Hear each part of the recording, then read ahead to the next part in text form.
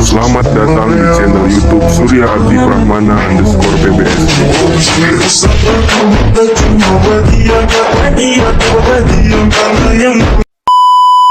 Jangan lupa like, komen, share, dan subscribe. Assalamualaikum warahmatullahi wabarakatuh. Halo teman-teman semuanya, kembali lagi di channel YouTube Surya Abdi Prahmana _PBS. Pada video kali ini kita akan membahas tentang dasar-dasar teoritik seputar apresiasi prosa fiksi. Nah, bagaimana pembahasannya? Yuk kita simak bersama-sama. Cekidot. Untuk yang pertama, kita masuk ke dalam pengertian apresiasi prosa fiksi. Istilah apresiasi berasal dari bahasa Latin yaitu appreciatio, yang berarti menghargai, mengindahkan. Dalam perkembangannya, istilah itu mengacu pada kualifikasi aktivitas tertentu seperti memahami dan menyenangi, memberikan penghargaan dengan nilai yang tinggi, menjadi peka, menaksir, dan menghargai secara kritis. Kata prosa diambil dari bahasa Inggris yaitu prose. Kata ini sebenarnya menyaran pada pengertian yang lebih luas.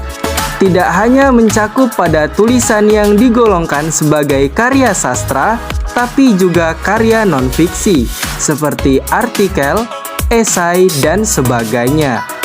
Agar tidak terjadi kekeliruan, pengertian prosa ini dibatasi pada prosa sebagai genre sastra.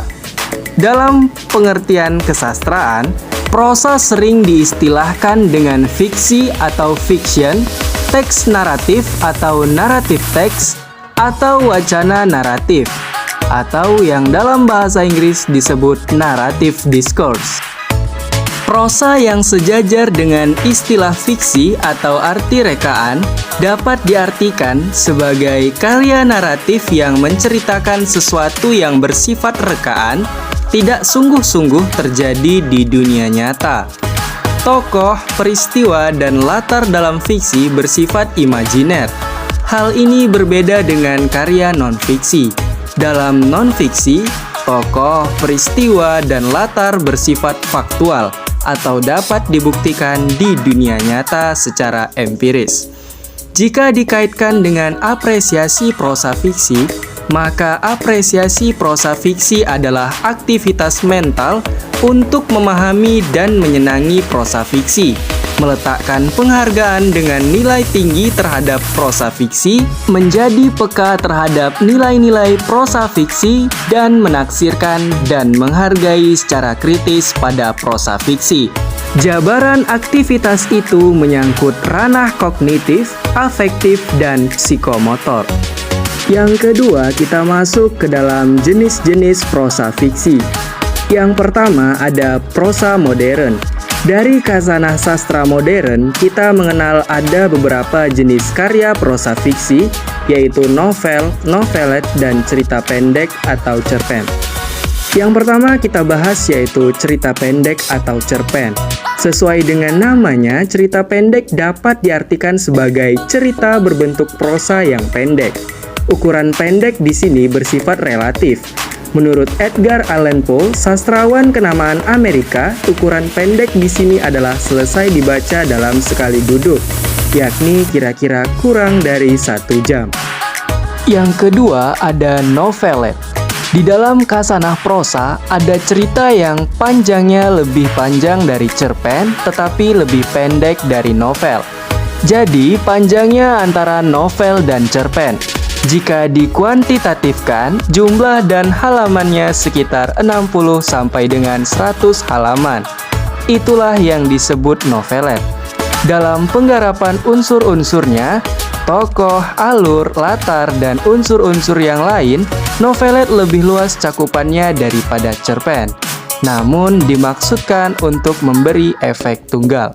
Yang ketiga ada novel. Kata novel berasal dari bahasa Italia novella, yang berarti barang baru yang kecil.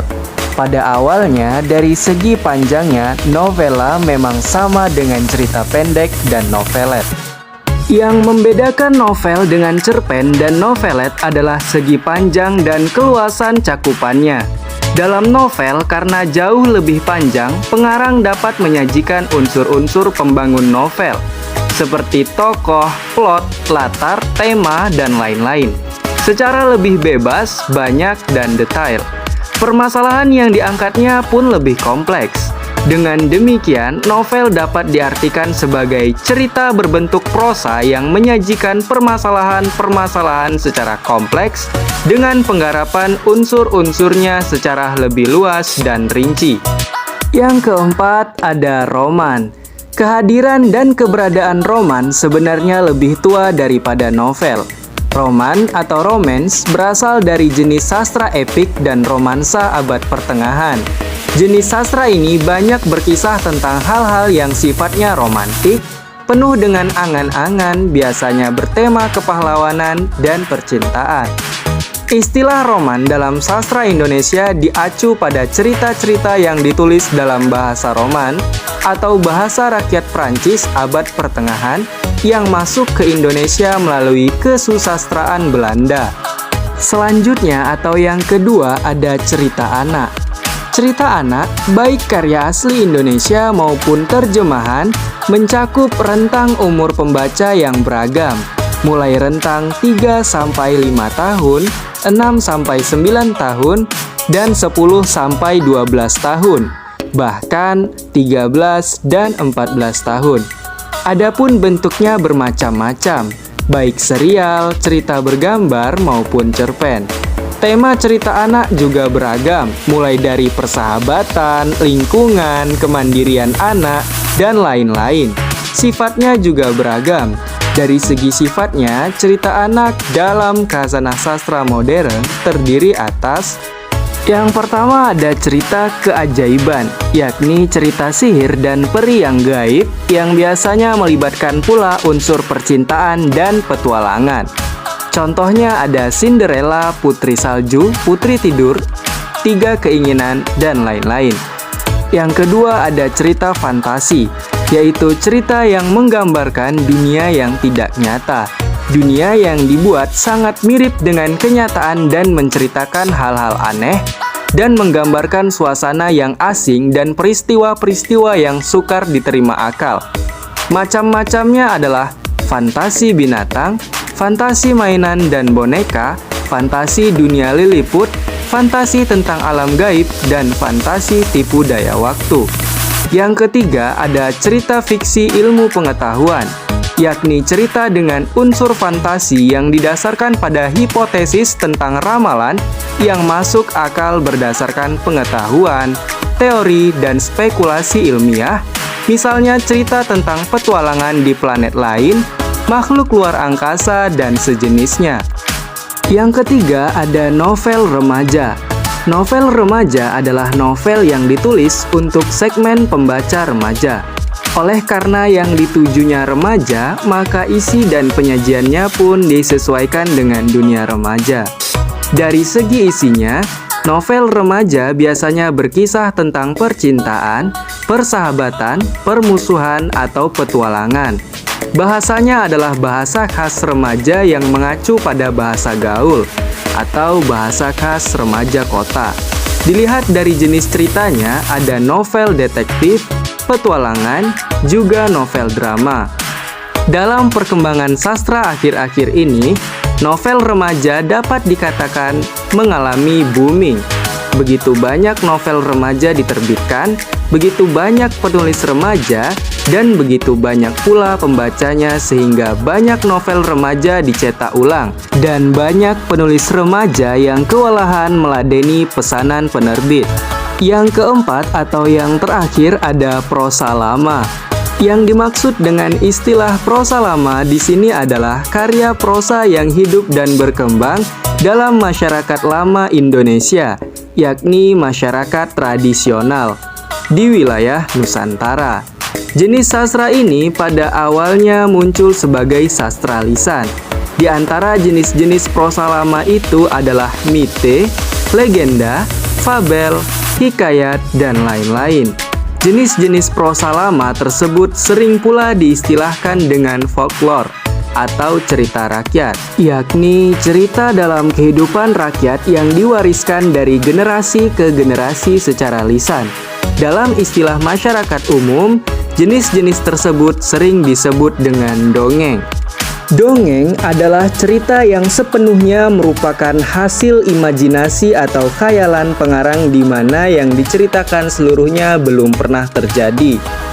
Fabel adalah cerita rekaan tentang binatang dan dilakukan atau para pelakunya binatang yang diperlakukan seperti manusia. Contohnya, cerita si kancil yang cerdik, kera menipu harimau, dan lain-lain. Hikayat adalah cerita baik sejarah maupun cerita roman fiktif yang dibaca untuk pelipur lara, pembangkit semangat juang, atau sekedar untuk meramaikan pesta. Contoh, hikayat Hang Tuah, hikayat 1001 Malam, dan lain-lain. Legenda adalah dongeng tentang suatu kejadian alam, asal-usul suatu tempat, benda, atau kejadian di suatu tempat atau daerah. Contohnya asal mula Tangkuban Perahu, Malin Kundang, asal mula Candi Prambanan, dan lain-lain. Mite adalah cerita yang mengandung dan berlatar belakang sejarah atau hal yang sudah dipercayai orang banyak bahwa cerita tersebut pernah terjadi dan mengandung hal-hal gaib dan kesaktian luar biasa. Contohnya Nyi Roro Kidul. Cerita penggeli hati sering pula diistilahkan dengan cerita noodlehead karena terdapat dalam hampir semua budaya rakyat. Cerita-cerita ini mengandung unsur komedi atau kelucuan, omong kosong, kemustahilan, ketololan, dan kedunguan, tapi biasanya mengandung unsur kritik terhadap perilaku manusia atau masyarakat. Contohnya adalah cerita Si Kabayan, Pak Belalang, Lebay Malang, dan lain-lain. Cerita perumpamaan adalah dongeng yang mengandung kiasan atau ibarat yang bersifat nasihat dan bersifat mendidik. Sebagai contoh, orang pelit akan dinasihati dengan cerita seorang haji bakhil. Kisah adalah karya sastra lama yang berisi cerita tentang perjalanan atau pelayaran seseorang dari satu tempat ke tempat lain. Contohnya, kisah perjalanan Abdullah ke negeri Kelantan, kisah Abdullah ke Jeddah, dan lain-lain. Baiklah teman-teman, itulah tadi pembahasan kita mengenai dasar-dasar teoritik seputar apresiasi prosa fiksi. Semoga dapat menambah wawasan dan ilmu pengetahuan kita terutama di bidang sastra ya teman-teman semuanya. Terima kasih bagi teman-teman yang telah menonton video ini dan sampai jumpa di video-video saya selanjutnya tentunya di channel YouTube Surya Abdi Prahmana _PBS. Sampai jumpa, wassalamualaikum warahmatullahi wabarakatuh.